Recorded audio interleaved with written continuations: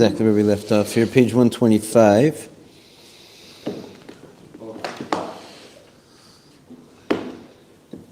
Okay, so let's just do a little wrap-up where we got up to. We spoke about this perplexing statement from the Gemara, that the pasuk says, Dirshu Hashem behimatzo, seek Hashem when he can be found. The Gemara says these are the 10 days between Rosh Hashanah and Yom Kippur. Problem is there's only 7 days between Rosh Hashanah and Yom Kippur, and the other problem is it's saying that there's 10 days when Hashem can be found, which includes Rosh Hashanah and Yom Kippur. So we concluded that there's two levels of Rosh Hashanah and Yom Kippur. There is the aspect that they're part of the 10 days of Tshuva, but there's something greater inside of them, which is that they're excluded in a positive way from those days of Tshuva, which is that they have a different avoda of what's called the essence of the day. And we started to explain that Tshuva itself is already higher than all the other mitzvahs, which is why it has the ability to correct any blemishes you made in those mitzvahs, which means when you do the mitzvah of Tshuva particularly, you actually tap into and reach into Elokus and into godliness in a place which precedes the mitzvahs, which is a very high reality. And therefore, if that's the case of Tshuva and the essential aspect of Rosh Hashanah is even higher than Tshuva, then you reach to a completely different place and a higher place when you tap into the essential aspect of Rosh Hashanah. What is the essential avoda of Rosh Hashanah that we said yesterday? If it's not Tshuva, what is it? Crowning God as King, right? Basically saying and intending, and it's, as I said yesterday, it's not something that you want to just learn about in this class. It's something that you want to actually think about on the day of Rosh Hashanah, and not just a little bit, but all day long, right? That what we're doing is we're crowning Hashem as the King. This idea of accepting His kingship must essentially come before accepting His mitzvahs. As the sages said, Kiblu malchusi ba'achar kach kiblu gezerosai. You must accept the king before you accept his decrees. Otherwise, what decrees are you accepting? And we said, since the whole world is basically starting over, so you can't just jump into doing mitzvahs, not even the mitzvah of tshuva. What are you doing tshuva for? You're not going to have a king yet to command you anything.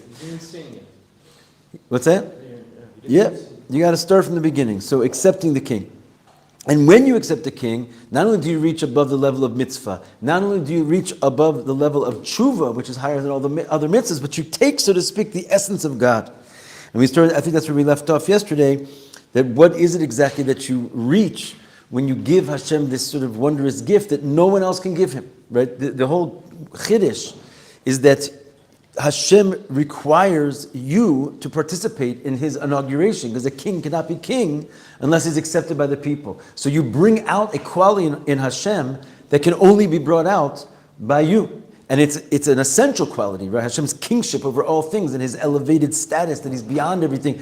This humbleness that you have to accept Him actually reveals this quality inside of God, and therefore you take and align yourself with the essence of Hashem in this particular avoda.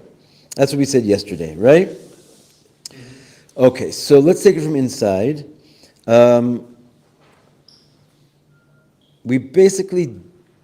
Let's start from the second paragraph down on page 125, on the right column.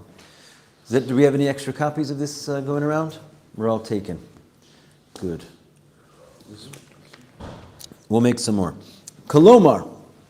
So we said, Al Yidei Avoda Ha'atzmi Shel Rosh Hashanah, by doing this essential service of Rosh Hashanah, which is called Tamlichuni Aleichem, right? Make me king over you. Lokchim, you take, so to speak, the essence of God. That's the level that you reach, which is above all revelations. In other words, Kiyum HaMitzvahs, the fulfillment of mitzvahs, which are the gezeros, the decrees of the king. Megia ad l'ratzon ha'elyon. Don't downplay what happens when you do a mitzvah. Right? This is what we speak about a whole year, is accessing the elokus inside of a mitzvah. It's almost like there's nothing higher than that until you enter into these new realms. But when you do a mitzvah, you reach what's called the ratzon ha'elyon, Hashem's essential will. What does Hashem desire? Right? The desire of a person is seemingly aligning with Him in the highest way. But really, it's just His will. Kefishu balamata begiloi, right? The will of Hashem comes out and reveals itself in a revealed way as a mitzvah. Shekain ha-mitzvahs hein ratzoni yizbarach. Because what are the mitzvahs? They are God's will. Okay, but avodas tshuva, if the service of tshuva, therefore, hamitakenes gam es masha asa adam hefech haratzon. So if you did something that was the opposite of Hashem's will, so you lost the opportunity to associate yourself with Hashem at the level of His will. You kind of open up for yourself a new opportunity to reach higher than the will in order to rectify and sort of re-establish your connection with Him. Because when you break off from doing His will, you sort of lost your connection, right? Or if you do the mitzvahs, Hashem's aligned with you in His will. What if you don't? So then the idea is you can climb up to this place where you can do tshuva and correct it. So in order to do that, you have to reach above the will, right? If I tell you to go and get me a cup of water, and you go and get me a cup of water, we're connected, right? Because my will is a way of attaching yourself to me, and you're capturing me with my will. What if you say, I don't want your water. I'm not getting you any water. You do it yourself, right? You basically say, I'm not going to do your will. Now you create a disconnect. You had the opportunity of sort of finding me in the area of my will, and you lost that opportunity. What can you do now? You have to go to the one who administered this will in the first place and knock on the door and say, hey, can you send me an available line to do your will again? But in order to do that, you're not anymore connecting with the command of getting water. You lost that opportunity. But it opens up a greater opportunity that you can go to the one who bears the will himself. He who has the will, and you actually knock on the door of the man himself, and therefore he can allow you to do his will again. So you see that tshuva reaches above the actual expressed will to what we call the Baal Haratzon, the one who has the will. Therefore tshuva reaches above all the other mitzvahs. Is it all tshuvas? All tshuva. Also, I said made tshuva, Tshuva, that's the mitzvah of tshuva all around. Aval, but there's still a higher level. So what could be a higher level than that? You've just gone to the man himself, right? And reestablished that he should extend you an opportunity to connect to him. You're basically ushering forth a new will because you knocked on the door and reached the one who bears the will. How can you go higher?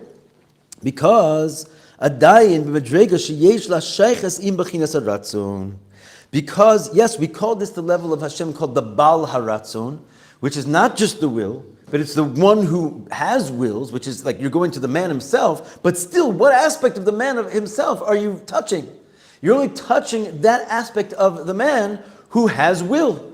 What about, right? The will is already something that sort of comes off of Hashem. It's a very high thing. The will definitely gives you insight into who the person is and what are the qualities and interests. You know, the fact that God has a will is amazing. I can learn so much about God by what He wants, and I can even attach myself to the level of fulfilling His wants and desires. But if I go to the level of Him, seemingly He's way beyond just having a will. Right? His will is an expression of Him, but He Himself is not limited to He who has wills. Right? What are you? You're just define yourself by a person who has wills? Isn't there like some kind of an essential quality to you that is not defined by something that you extend of what you want? It's just who you are. So even if I go to this person who you are, but I go to you in order so that I can go find the one who has wills, and that you'll reinstate your will, which is tshuva, which is higher than the will itself, it's still dealing with the man himself as he is associated with his will. Mm-hmm. So it's higher than the will, but it's still not the essence of God, because it's God as He is someone who bears wills, right? So we call this the Baal Haratzon, and usually that's like kind of like the place you're shooting for in a Hasidic mimer. But Rosh Hashanah and Yom Kippur, there's like an opening where you can actually attach yourself to something beyond Hashem who has will of mitzvahs. It's just He Himself, beyond His will. And this is what it says that, we'll skip the footnote for now. And so in other words, even that aspect of Hashem, which is reaching to the Baal Haratzon, it still has a connection with Ratzon. And what is Ratzon? We call it Giluim. Right? In other words, Giluim is like revelations. So the fact is that Hashem can reveal Himself as wise. He can reveal Himself as kind. He has all these different ways of knowing Him. The highest and most greatest way is the will. Just like inside of our own Seder Ishtalshlus, the Keser is the highest of all the Spheros. It therefore expresses the soul in the greatest way. All of your intellect and your emotions are really only there to carry out the essential Kesser, which is the will, correct? So all the revelations are sort of subservient to the ultimate revelation, which comes out of you is, what do you want? Who are you is what you want. But the reality is if it comes out and shows itself in any way of what you want, it's called revelation. And we've learned enough already together to know that revelations are a far, far cry from essence. The fact that it can even come to light already shows you that it's not the essential God, because the essential God is completely beyond revelation. So if you're reaching to that part of God who owns the will, and who in other words, you're not just dealing with the expression of the will, you're dealing with he who bears the will, you're still dealing with an aspect of Hashem which is connected with revelations, and it's not the ultimate heights. Because at that level where there is zero connection to the will,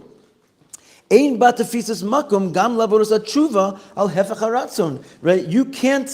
You can't get there by doing tshuva. That part of Hashem, which is completely beyond a connection with what He wants, because it's just Him, no matter how much you're going to clamor and say, but I want to do what you said, I want to connect with your will. He says, who are you? What will? You're not dealing with the essential level of me if you're even looking to replace and correct the lack of the fact that I did your will. Right? Because this place of essence, the concept of revelations, the concept of will, doesn't hold any place there. It's like a non-entity. But pops up Rosh Hashanah, you have this one unique type of avoda, which you can only really do in full, like when it's the time to do it, the proper time to do it, which is called reign.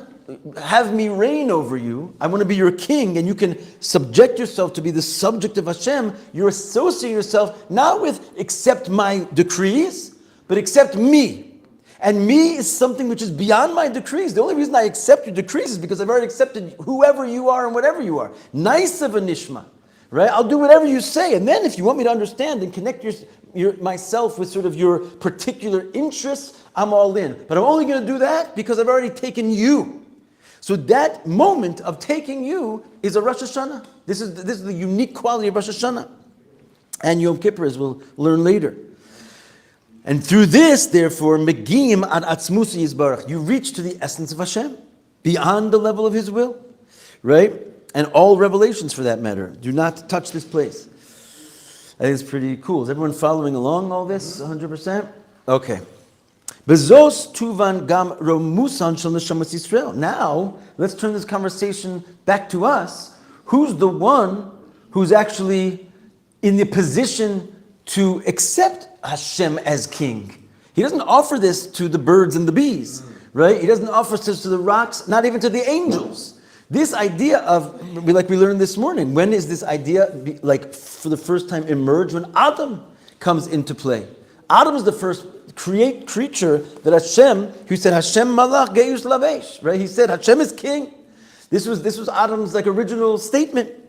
So in order to actually be someone significant enough that Hashem wants to actually reign over you and He wants your subservience to Him, He doesn't ask that of the rest of the creatures of the world. It therefore shows the exalted quality of what a Jew is, that this thing that we spoke about a moment ago that can emerge from Hashem, which is His quality of being a king, which can only be done if he has a subject that accepts him. The only one that can bring that quality out of Hashem is a Yid.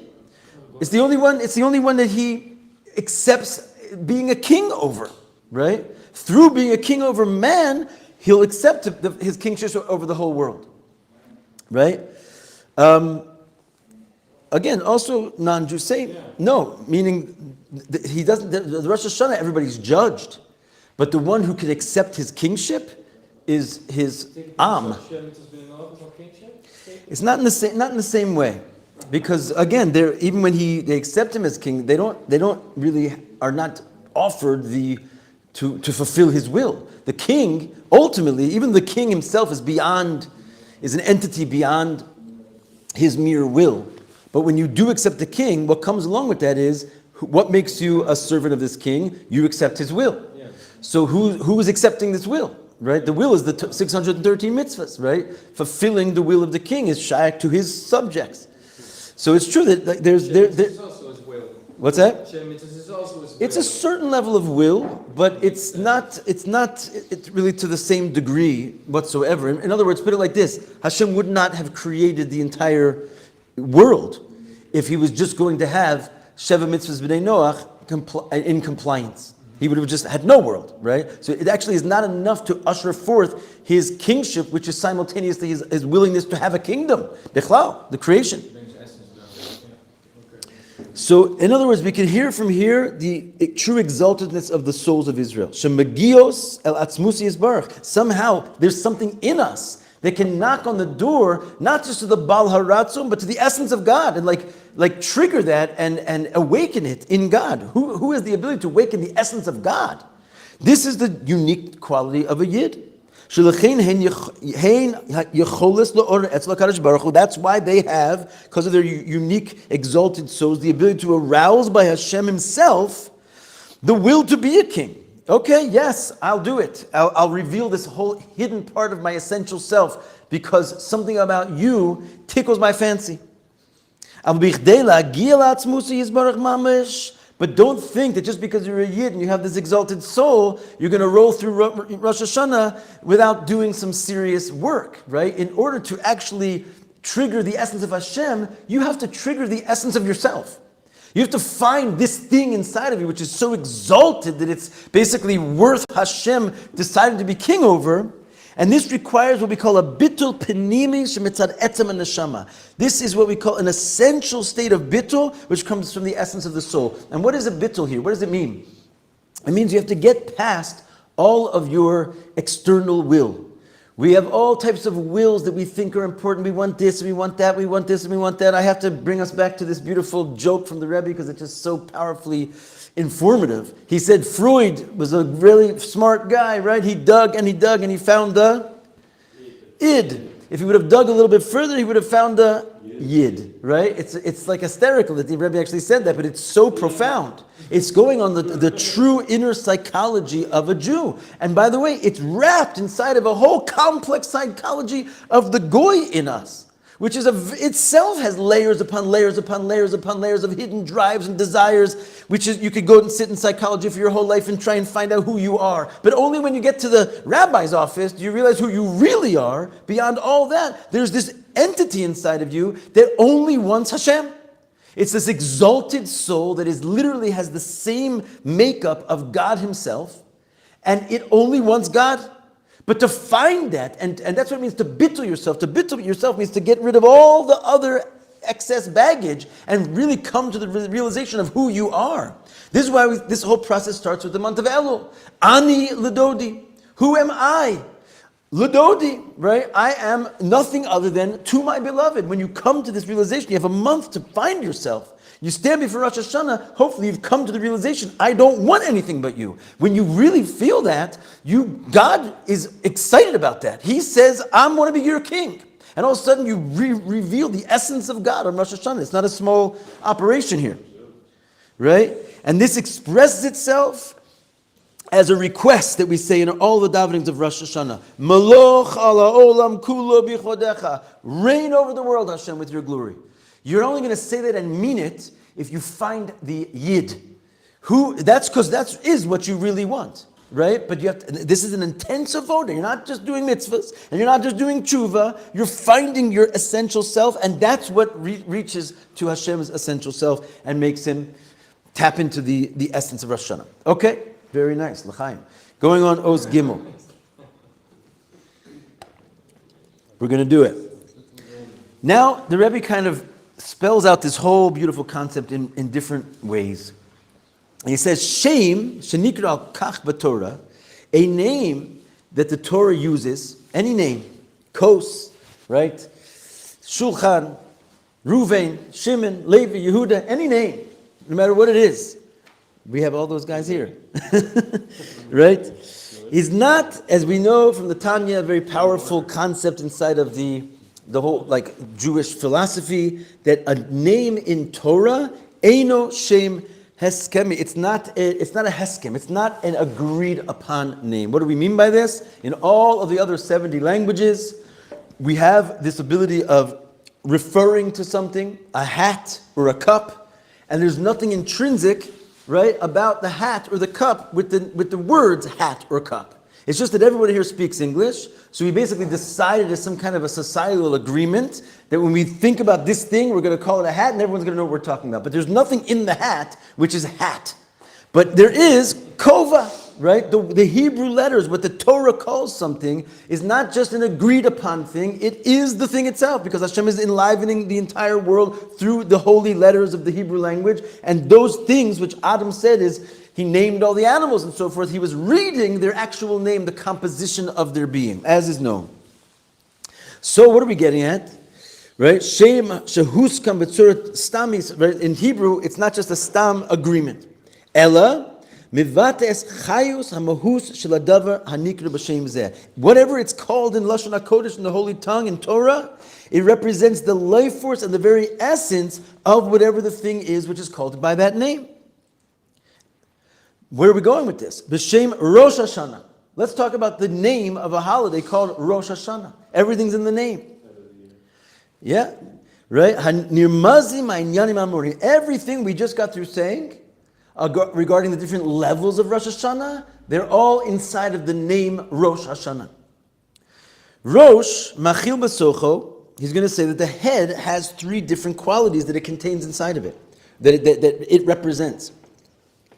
Aleph, as mahus vayisaron shel rosh mitzad atzmo. One is that the head is kind of set apart from the rest of the body as being just totally unique and independently what creates the greatness of man. It's kind of like on a plane of its own. Literally, the body is even created in such a way that like it's just kind of like sticking out and saying like, I'm not part of you people down there, right? It has its own chashivas, its own importance. And that is expressed by the fact that it is higher than all the other limbs. 2, base. The head also has some other side jobs. Bo klula chayus kol ha'avarim. It has inside of it, this is kind of like more like a mystical thing, but if you think about it, it's very, very true. It has inside of it the life force of all the other limbs. When you stub your toe, you feel it in your head, right? The truth of the matter is that inside of your nervous system, right, it's just an extension of your brain, really. It's like rays coming out of the brain, which means in the brain, all those places where the rays reach, they're also inside the brain. Think about it like the rays inside the sun, right? Sure, the rays come out of the sun, but if they come out of the sun, don't think about this in modern science. Think about this the way the Tanya is trying to describe it to us. Not photons, but like rays, which are beams, which are connected to the top and the bottom, right? So if you look at the ray, it can go very, very far distances, but travel it back, and it starts inside the sun. Every ray which comes out of the sun is literally sitting inside the sun as well. And on the contrary, the way that it's inside the sun is even its brightest and most powerful form of a ray. So too, your entire body is in your head. Right? It comes out as well, but just because it comes out doesn't mean it's also sitting there found, all the detailed parts of the limbs, in their source in your head. So therefore we're seeing here that the second aspect of the head is that it contains all the life force of the rest of the limbs. And then thirdly, Harosh manhig es kol ha'avarim. Even after the rays come out, in other words, your limbs all find their proper places in the actual body, the head does not now contain them only inside of itself. They've come out, but the head conducts their business, right? It runs all the business of the limbs, even after the limbs come out. It's not like you're done with your head. Your head now conducts all the operations of the body, and it's sort of like ruling over them and making them go. So this is called the manhig, right? It's a conductor of all the limbs. Even after the life force comes out of the head and goes into the limb, the head is still responsible for directing them. Kachu gam b'Rosh Hashanah. So it is Rosh Hashanah. If it's called the head, then everything in Torah has the essence of this name inside of it. Rosh Hashanah itself has these three qualities of the head, which we have already described. The Rebbe is just pointing out, he's not making this stuff up. It's literally in the name. 1, the avodah of Rosh Hashanah mitzad atzmo. What's the essential avodah of Rosh Hashanah? Tamnichuni aleichem, right? Make me king over you. The ultimate level of Rosh Hashanah is a distinct thing which has nothing to do with the rest of the year. It has nothing to do with the rest of the mitzvahs. It doesn't even have to do with the mitzvah of tshuva. It's just like a thing to itself, which is the essence of God. The head on its own. the Rosh. And that's the real Rosh Hashanah. But it's not real. There's parts. The head has many levels. Right? This level, however, reaches the essence of God, as we said before, that it's higher than all the revelations. And this is a darga nailis blios be'erech lavoda shel kol yemei Hashana. And that means that when you're in this unique 48-hour period of Rosh Hashanah, you have to know you're in a space of the holy of holy of holy of holies, which has nothing to do with the whole rest of the year. You're not dealing with the head as it is the source of the next 364 days. You're not dealing with the head as it is the sort of instructions and the blessings that are going to come and fill each one of those days. Also, it has that. But there's some quality when you're sitting inside of that space of Rosh Hashanah where it's totally disconnected from everything else in reality. It's not just conducting the operations. Secondly, however, you have Avodas HaTshuva Shel Rosh Hashanah. Rosh Hashanah is also one of the 10 days of tshuva. Let's calm down a little bit. And what is tshuva? Yesh la erech v'kesher mitzvos. Tshuva is already something where it's still like inside the head. Remember we said the bala ratzon. The bala ratzon is still the head on its own. It's the head on its own, which is now has all the other limbs inside of it. So this is like Hashem, his essence, but he's also now has the will of every other single mitzvah, as the mitzvah is contained inside of him before he's actually expressed them, right? So it's not the will, it's the source of the will inside the head. So this is like what? This is like tshuva, where we said that all the mitzvahs are like contained as one on this higher level. You're still talking about the first higher level of making him a king? No, we've gone to the lower level. Right, because the first level had nothing to do, had no shaykhs to mitzvahs or even tshuva. He's not called the bala ratzon. The same person who's the essence of God, you can call him the essence who has no connection to the will, or you can call him the essence who now has decided that he's the owner of all the wills before the wills come out. This is like second level. This is how the head contains inside of it all the limbs of the body. It's still its own entity, independent of the body. It's just that it's now thinking about, oh, I have all these body parts inside of me before they come out. There's no dancing made from the first. No, not at all. It's a different avoda. This you tap into that part of the head with the avoda of tshuva, right? And meaning it has a connection with the mitzvahs, but it's higher than all of them, just like your body, which as it is inside of your head. And thirdly, and we're out of time, I think, is the hashpa of the hachlata tovos on Rosh Hashanah. On Rosh Hashanah, you're also planning for the whole year. You're bringing down brachas. You're determining your behavior. So you're not just dealing with the head as it is the owner, where it has all the year, so to speak, inside of it. You're thinking already about the head, how it's going to conduct your activities for the whole rest of the year. And this is sort of like the particular mitzvahs, the actual will which comes out and is extended outside the head, and the head stands there as sort of its conductor and so forth. This is the idea of the kiyum of mitzvahs, the actual fulfilling of Hashem's decrees the whole year long. That's also inside the head, but it's the head now as it's already not just the owner of the will, but the will has actually come out and it's conducting, and it's the source of those private wills that have actually been commanded and have now been accepted by you. So you have all those three levels, the mitzvah, the tshuva, and the essence of Hashem inside the word head, and also the concept of the head actually in reality bears all these three levels. That's it. This is the third one I didn't really understand so much. I mean, I understand what you're saying, I just don't understand why it's not the part of the vote.